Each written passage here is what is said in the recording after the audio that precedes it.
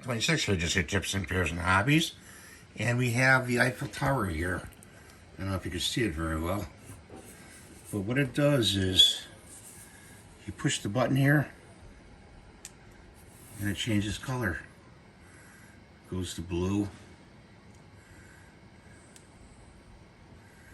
And then goes to white, goes to green. It's pretty cool looking. I know the light's not very good in here. I didn't want to make it too bright in here so you could see the colors. But you can get that on Amazon. It's about 25 bucks. My wife likes a lot of French stuff. So, and it's encased in solid glass. And it sits on that pedestal and it runs on 3 AA batteries. It comes in that box right there. And you just touch it to turn it on and off. See, like that? Now it's off.